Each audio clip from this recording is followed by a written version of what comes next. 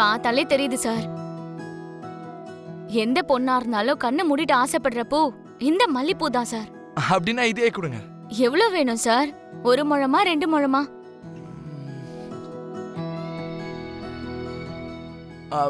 இல்ல நீங்க மொத்தமாவே கொடுத்துருங்க. மொத்தமா இந்த கூடையே வாங்கிக்க போறீங்களா?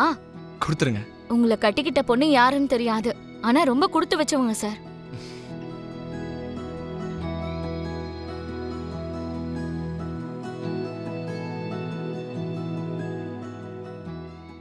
இந்தாங்கம்மா.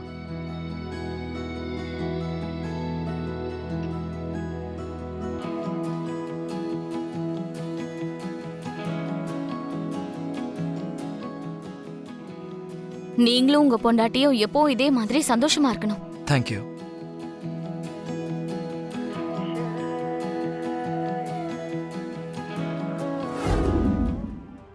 என்ன சிவா, ஏன் எதுவும் பேச மாட்டேங்கிற? அவ்வளோ பணம் படிக்கிற வயசுல நம்ம கிட்ட எங்க இருக்க போகுது பிந்து? இந்த ரியாலிட்டி என் அத்தை என்ன 4 நாள் வீட்ல அடைச்சு வைக்கிற வரைக்கும் எனக்கும் தெரியாம தான் இருந்தது. காதலுக்கு குறுக்க வராத நம்ம படிக்கிற வயசு, நம்ம ஓடி போய் வாழணும்னு நினைக்கும் போது எவ்வளவு தூரம் குறுக்க நிக்குதுன்னு பாத்தியா? நம்ம 2 பேரும் வேற வேற திசையில இருக்கோம். பார்க்கதான் முடியும், ஆனா சேர முடியாது. நீ என்ன மறந்துரு சிவா. நான் கிளம்புறேன். ஒரு நிமிஷம். லாஜிக்கா புத்திசாலித்தனமா பேசி இங்க இருந்து தப்பிச்சு போயிடலான்னு பாக்குறியா நீ? ஏன் அந்த லாஜிக்கும் புத்திசாலித்தனமும் என்கிட்ட இல்லையா? நம்ம நாட்டை விட்டு போயிட்டா உங்க வீட்டுல நம்மள கண்டுபிடிச்சு கூட்டிட்டு வர்றதுக்கு ரொம்ப ஈஸி ஆயிடும். நம்ம நாட்டுல சிசிடிவி கேமரா இல்லாத ஏரியாஸ் ரொம்ப நிறைய இருக்கு. அங்க போய் டியூஷன் சொல்லி கொடுத்துக்கிட்டு இல்லைன்னா ஏதாவது கூலி வேலையாவது பார்த்துக்கிட்டு நம்ம சந்தோஷமா வாழலாம் பிந்து. நம்ம அதிர்ஷ்டம் நல்லா இருந்தா சாகுற வரைக்கும் அதே மாதிரி வாழ்ந்துடலாம். வாழ்க்கைனாலே நிறைய ரிஸ்க் இருக்கு. எந்த நேரத்துல என்ன நடக்கும்னு யாருக்குமே தெரியாது.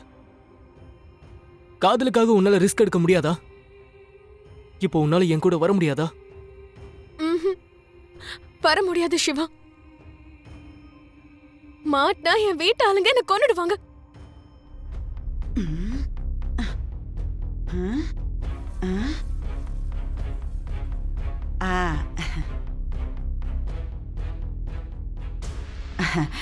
பிந்து, எக்ஸாம் எழுதிட்டியாமா?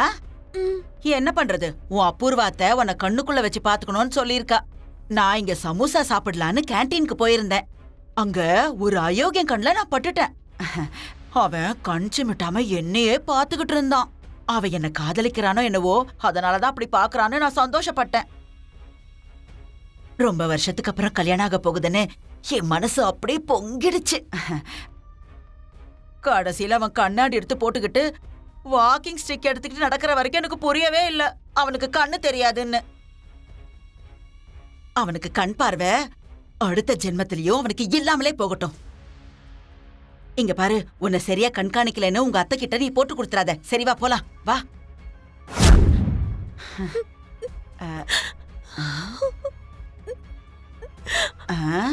என்ன பிந்து, எதுக்கு இப்ப நீ அழுதுகிட்டு இருக்க? என்ன எக்ஸாம் சரியா எழுதலையா? எழுதலன்னா பரவாயில்ல, விடு. இப்ப நீ பாஸ் ஆனா என்ன, ஃபெயில் ஆனாதான் என்ன? வேலைக்கு போய் நீ யாருக்காவது சம்பாதிச்சு போடணுமா என்ன? உன்னை தான் தோள் மேல சுமந்துகிட்டு ஊர் முழுக்க கூட்டிக்கிட்டு போய் காட்டுற மாதிரி ஒரு நல்ல எரும மாடு மாதிரி ஒரு மாப்பிளைய உன் அபூர்வத்தை தேடி உனக்கு கல்யாணம் பண்ணி வைப்பா, விடு.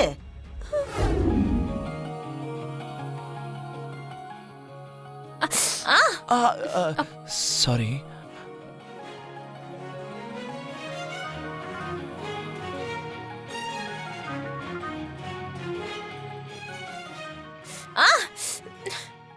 என்ன மாமா, முடியெல்லாம் சிக்காக்க பாக்குறீங்களே?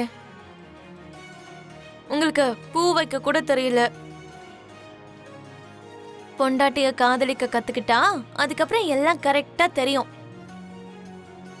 இந்தா, இப்படி மேல வச்சு அதுக்கப்புறம் பின் குத்தணும். சரி.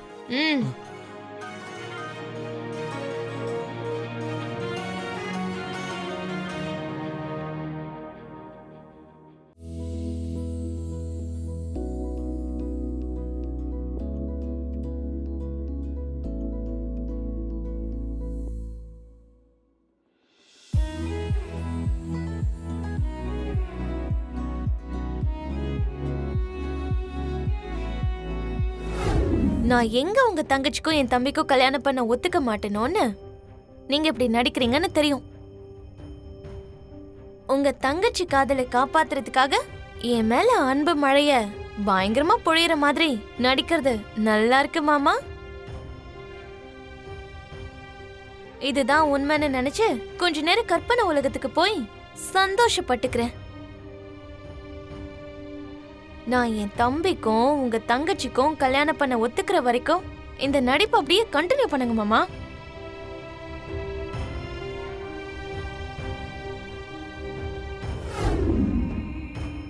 மீரா, இன்னும் சமையல் முடியலையாமா?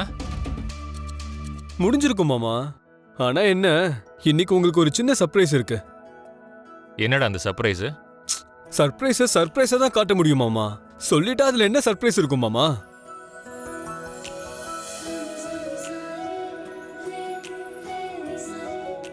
ஏமா வந்துட்டு இருக்கியா? இதோ வந்துட்டு இருக்கேங்க. ம்.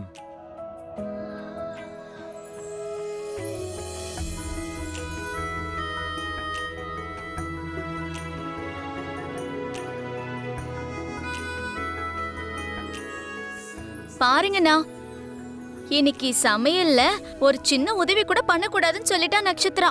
அட்லீஸ்ட் இதுவாவது எடுத்துன்னு வந்து வச்சு உங்களுக்கு பரிமாறன்னு சொன்னாலும் கேட்க மாட்றான். அத்தை,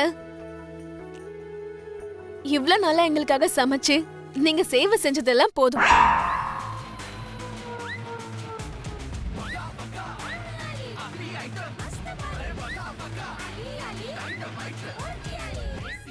ம். உங்க மருமகளா இனி எல்லா வேலையும் நானே பாத்துக்கிறேன். ஐயோ,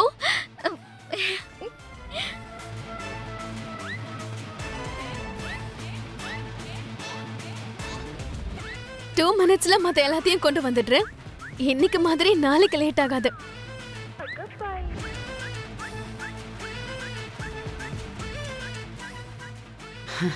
எம்மாடி, செரி செத்து போய் ஆவியா வந்து மனித உருவத்துல இதெல்லாம் பண்ணிக்கிட்டு இருக்கான்னு எனக்கு தோணுதுமா. யாரும் இல்லாதப்போ இவனோட உண்மையான உருவத்தை காட்டி நக்ஷத்ராவை பயமுறுத்துவான்னு நினைக்கிறேன். அதனாலதான் நக்ஷத்ரா இப்படி மாறிட்டா.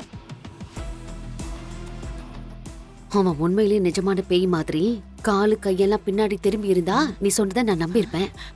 அவன் மனுஷன்தான். அப்புறம் ஏமா நம்ம பொண்ணு இப்படி மாறி போயிருக்கா?